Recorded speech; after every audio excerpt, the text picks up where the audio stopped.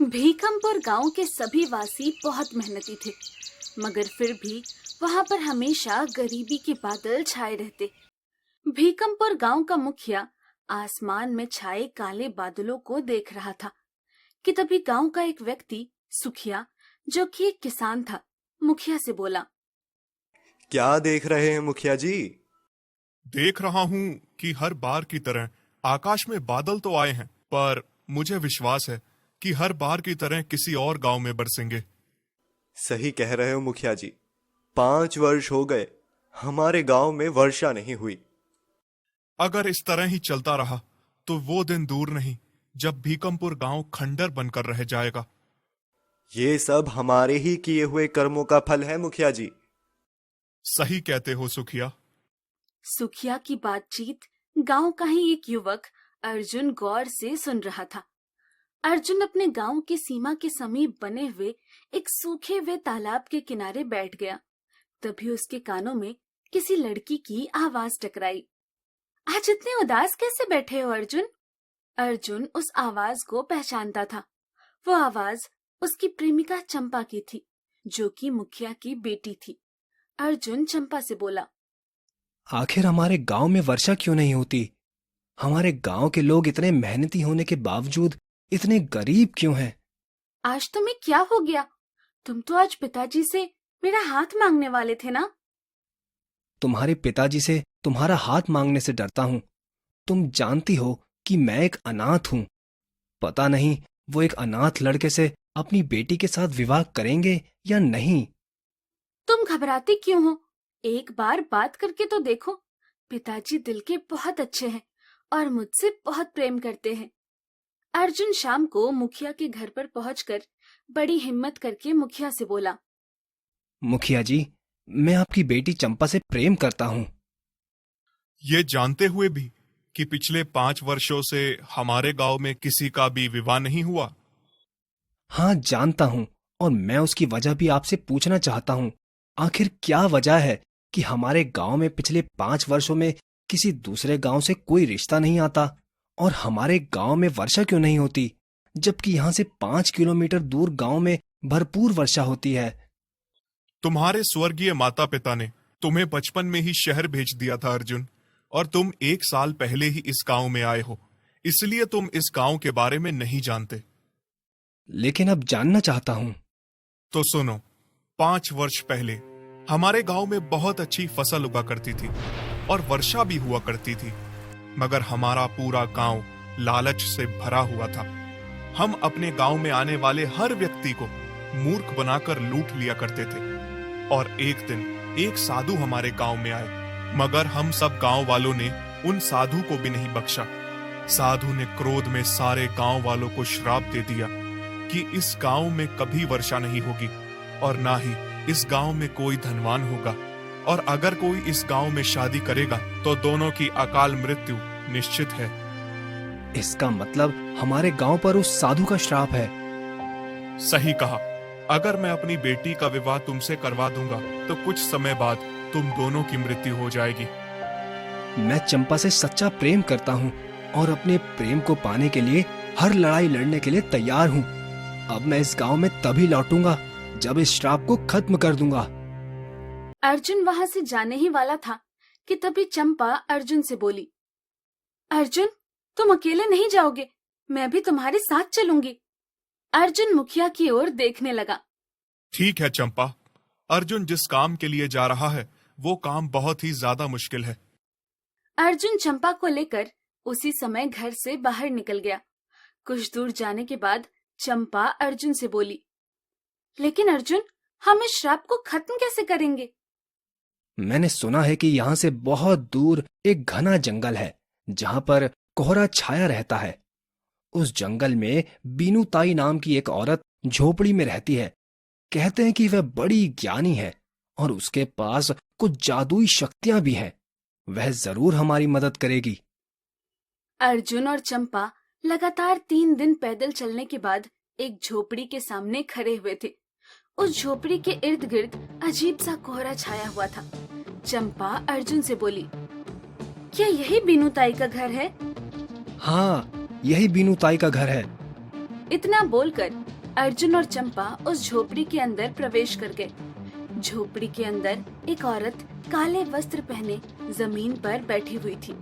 वो दोनों की ओर देखकर बोली, मैं जानती हूँ कि तू यहाँ पर क्यों आया है लड़के, अपने गांव को उस श्राप से मुक्त करने के लिए। हाँ, और मैं इसमें तुम्हारी मदद चाहता हूँ।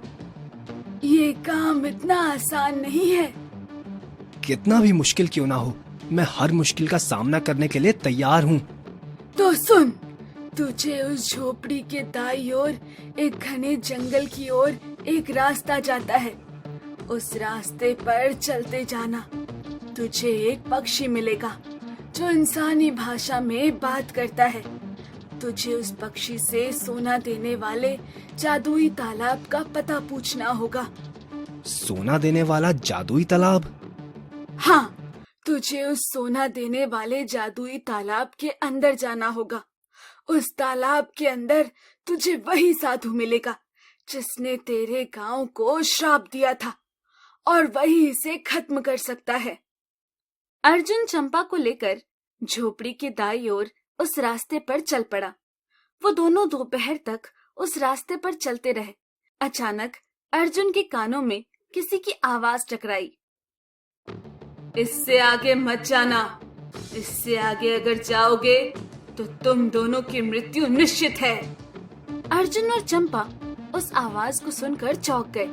अर्जुन इधर उधर देखने लगा कि तभी एक चील उड़ती हुई अर्जुन के नजदीक आकर बैठ गई और इंसानी भाषा में बोली, ऐसे मत देखो, तुम शायद मेरी ही तलाश में निकले हो। मैं ही वो पक्षी हूँ जो सोना देने वाले जादुई तालाब के बारे में जानती हूँ। तुम्हें कैसे पता कि मैं तुम्हारी तलाश में निकला हूँ? क्योंकि इस रास्ते के बारे में बीनू ताई के अलावा और कोई नहीं जानता। बीनू ताई ही इंसानों को यहाँ पर भेजती है। मगर यकीन मानो, लोग यहाँ आते तो हैं मगर वापस नहीं जाते। मुझे उस सोना देने वाले जादुई तालाब का पता बताओ। तुम्हें पता तो बता दूंगी, लेकिन मेरी एक शर्त है। कौन सी शर्त? मैं जैसे ही सोना देने वाले जादुई तालाब का पता बताऊंगी, तुम उसी समय पत्थर के बन जाओगे। हाँ, लेकिन तुम्हारे साथ ये लड़की पत्थर की नहीं बनेगी। बोलो, शर्त मंजूर है?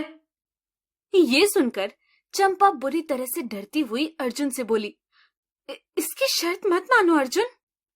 नहीं चंपा, अगर मैं पत्थर का बन जाऊं तो मेरा अधूरा काम तुम पूरा करोगी। तुम हिम्मत से काम लेना और अपने गांव में लगे हुए श्राप को खत्म कराना। इतना बोलकर अर्जुन उस चील से बोला, मुझे मंजूर है। अर्जुन की बात सुनकर वो चील अर्जुन से बोली, तुम पहले इंसान हो जिसने शर्त को स्वीकार किया, वरना सभी इंसान मेरी शर्त को अस्वीकार कर देते हैं और पत्थर के बन जाते हैं। अगर तुम मेरी शर्त को अस्वीकार कर देते तो तुम भी पत्थर के बन जाते। तुम दोनों अपनी आंखों को बंद कर लो। तुम दोनों अपने आप को स्वयं उस सोने देने वाले जादुई तालाब के पास पाओगे। अर्जुन और चंपा ने अपनी आंखें बंद कर ली। कुछ देर बाद जब उन्होंने अपनी आंखें खोली तो उन्होंने देखा कि वो दोनों एक घने सुंदर जंगल में खड़े हुए थे। उनके सामने एक बेहद सुंदर तालाब था जिसका पानी सोने की तरह पीला था। अर्जुन, लगता है यही वो सोना देने वाला जादुई तालाब है। तभी उस सोना देने वाले जादुई तालाब के अंदर से आवाज आई, तुम जितना चाहो उतना सोना यहाँ से निकाल कर ले जा सकते हो। इस तालाब के अंदर इतना सोना है जिसकी कल्पना तक भी नहीं की जा सकती। मुझे सोना नहीं चाहिए। इतना बोलकर अर्जुन चंपा का हाथ पकड़कर सीधे उस तालाब के अंदर कूद गया। अचानक उन दोनों ने अपने आप को एक सोने की नगरी में पाया, जहाँ के पेड़ पौधे यहाँ तक कि पत्ते तक सोने के बने हुए थे। अर्जुन और चंपा ने देखा कि एक सोने के पेड़ के नीचे एक साधु बैठा था। अर्जुन समझ गया कि ये वही साधु है जिसने उसके गांव को क्रोधित होकर श्राप दिया था। अर्जुन और चंपा उस साधु के पास जाकर खड़े हो गए। साधु आंखें खोलकर उन दोनों की ओर देखकर बोला, तुम दोनों जरूर यहाँ पर सोना लेने आए होंगे। तुम दोनों पहले इंसान हो जो इतनी दूर तक चले आए। इसका मतलब ये हुआ कि तुम दोनों कोई साधारण इंसान नहीं हो। तुम्हारी जितनी मर्जी उतना सोना यहां से ले जा सकते हो। हम दोनों को सोना नहीं चाहिए। ये सुनकर साधु चौंकते हुए अर्जुन की ओर देखकर बोला। तो फिर तुम्हें क्या चाहिए? मैं भीकमपुर गांव का रहने वाला हूं और मैं अपने गांव को श्राप से मुक्त कराने के लिए आया हूं। मैं जानता हूं कि आपने ही क्रोधित होकर मेरे गांव को श्राप दिया था। मैं उन सभी गांव वालों की तरफ से आपसे क्षमा मांगता हूं। अर्जुन की बात सुनकर साधु मुस्कुराते हुए बोला।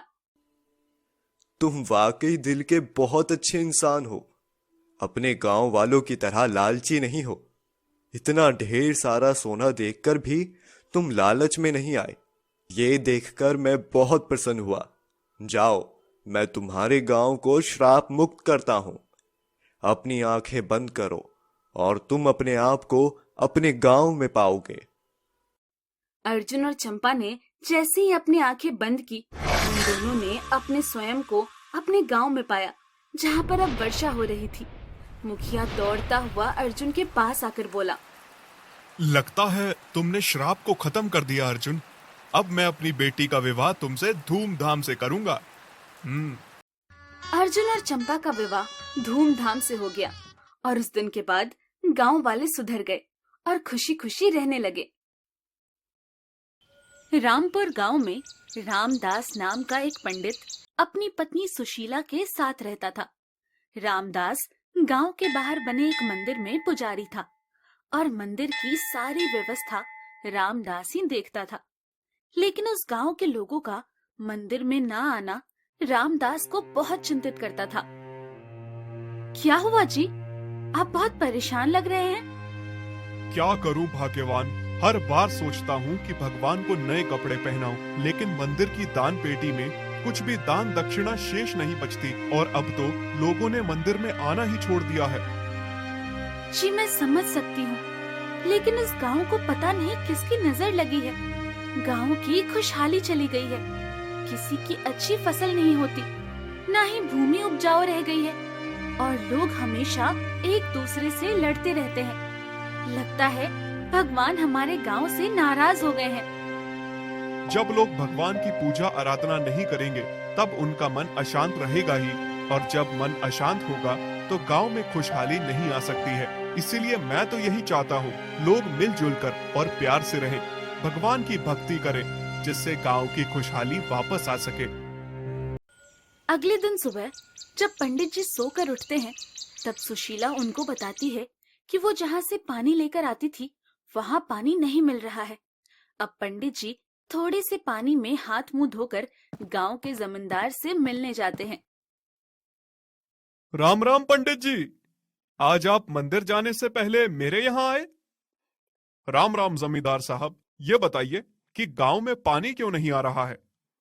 पंडित जी, हमारे गांव के कुछ लोगों का कल पड़ोस के गांव के लोगों के साथ झगड़ा हो गया था, जिसकी वजह से उस गांव के सरपंच ने हमारे गांव में आने वाली नहर का रास्ता बंद कर दिया है, जिससे पानी की समस्या उत्पन्न हो गई है। मैं उस सरपंच से बात ही करने जा रहा था कि आप आ गए।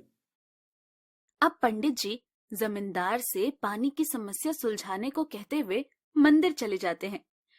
पंडित जी ने नहाया नहीं होता है, इसलिए वो मंदिर के पास ही एक बड़े पत्थर पर बैठकर माला जपने लगते हैं। तभी अचानक उनकी माला टूट जाती है और सारे मोती बिखर जाते हैं। राम राम राम, ये पानी कैसे निकलने लगा? यहाँ तो कोई जल स्रोत था ही नहीं। अब पंडित जी को कुछ समझ नहीं आता और वो दौड़ते हुए जमींदार के पास जाते हैं। जमींदार अपनी चारपाई पर बैठा होता है और अब रामदास जमींदार को लेकर मंदिर के पास जाता है।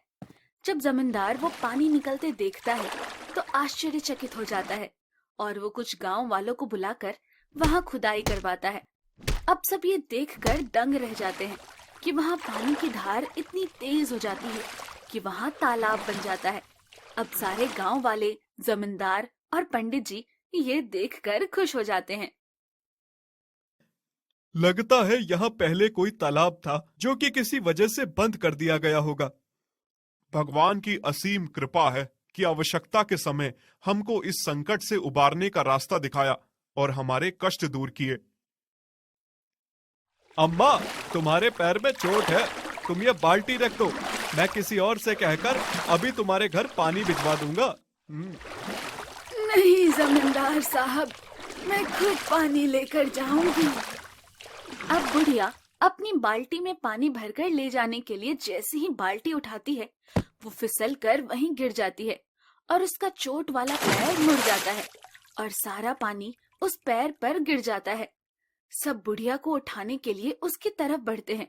तभी बुढ़िया अपने आप उठकर अपने हाथ पांव साफ करते हुए कहती है, हाय राम, मर गई।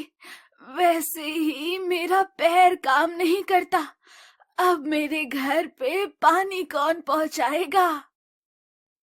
गांव वाले ये देखकर दंग हो जाते हैं कि वो बुढ़िया अपने दोनों पैरों पे आराम से खड़ी है। अब वो उस बुढ़िया से बोलते हैं, अम्मा, तुम्हारे तो दोनों पैर सही हैं। काहे मजाक करते हो बेटा? ये तो चमत्कार हो गया। ये सब इस पानी का कमाल है। लगता है ये तालाब कोई साधारण तालाब नहीं, जादुई तालाब लग रहा है, जिसकी पानी से मेरे पैर ठीक हो गए। अब गांव वाले बहुत खुश हो जाते हैं और पंडित जी सबको भगवान की पूजा आराधना करने को कहते हैं। धीरे धीरे गांव में खुशहाली वापस लौट आती है और जादुई तालाब का पानी लोगों की बहुत मदद करता है। गांव की भूमि भी उस तालाब के पानी से सिंचाई के बाद उपजाऊ हो जाती है और बीमार लोग भी उस पानी को पीकर ठीक होने लगते हैं। सब लोग मिलजुल कर खुशी से रहने लगते हैं और ये देखकर पंडित जी बहुत खुश होते हैं। एक दिन, अब मैं क्या करूं? तेल तो खत्म हो गया है और ये सामने ही बैठे हैं। मैं तेल लेने बाहर भी नहीं जा सकती। अरे वाह, ये तो सच में जादुई पानी है। इससे पूरी एकदम फुली फुली बन रही है और सब्जी से भी बहुत अच्छी खुशबू आ रही है। अगले दिन पंडित जी मंदिर में पूजा कर रहे होते हैं।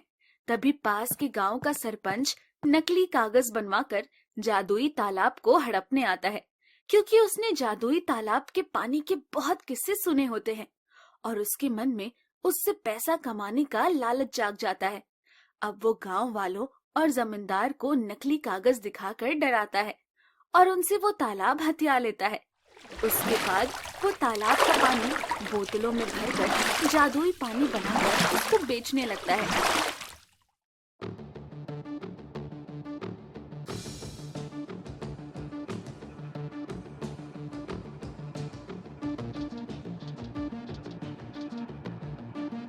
पंडित जी, मुझे बचा लीजिए। मैं लोगों को इस जादुई तालाब का पानी बेचता था ताकि लोग उसे पीकर ठीक हो जाएं और मैं समाज सेवा कर सकूं, लेकिन लोग तो उल्टा उससे बीमार पड़ रहे हैं। सुनो सरपंच जी, तुम अपने स्वार्थ के लिए और पैसा कमाने के लिए इस पानी को लोगों को बेच रहे थे। ये नेकी नहीं, तुम्हारा स्वार्थ था। इस वजह से इस पानी का उल्टा प्रभाव लोगों पर पड़ा है। अब तुम उन लोगों से जाकर क्षमा मांगो और इस गांव को हम लोगों को वापस कर दो, वरना तुम बर्बाद हो जाओगे। पंडित जी की बात सुनकर सरपंच घबरा जाता है और जमींदार और पूरे गांव वालों को बुलवाकर सबके सामने वो तालाब उनके हवाले कर देता है। तालाब वापस पाकर सारे गांव वाले खुश हो जाते हैं। तब तक जो लोग सरपंच के पीछे पड़े थे वो भी उसे मारने वहां आ जाते हैं। पंडित जी उन लोगों को रोकते हुए कहते हैं, रुकिए आप सब, सरपंच को मत मारिए। यह तालाब इस गांव का तालाब जरूर है, लेकिन आप सब लोग भी इस पानी को उपयोग में ला सकते हैं। लेकिन जिसको जितनी आवश्यकता है उस हिसाब से ही पानी का उपयोग करेगा। कोई पानी का दुरुपयोग नहीं करेगा और तभी ये जादुई तालाब हमारी समस्याओं का समाधान करके हमें बीमारियों से छुटकारा दिला सकता है। और आज से सारे लोग मंदिर आकर पूजा अर्चना करेंगे ताकि भगवान की कृपा हम सब पर हमेशा बनी रहे। और साथ ही रोज सुबह शाम इस जादुई तालाब की भी आरती होगी, जिसमें सभी लोग शामिल हो सकते हैं। सारे लोग मिलजुल कर प्यार से रहिए और ईश्वर की आराधना करिए। अब सारे लोग मंदिर आकर तालाब की पूजा अर्चना करने लगते हैं और साथ ही मंदिर में दान दक्षिणा भी करते हैं, जिससे पंडित जी भगवान के लिए नए वस्त्र और आभूषण लेकर आते हैं। अब पंडित जी बहुत खुश होते हैं और सारे गांव में खुशहाली होती है और सब मिलजुल कर रहने लगते हैं। दोस्तों आ ही गए हो तो चैनल को सब्सक्राइब कर देना और वीडियो अच्छी लगे तो लाइक और शेयर भी कर देना और बेल आइकन जरूर दबा देना ताकि आपको नए वीडियोस की नोटिफिकेशंस मिलती रहे।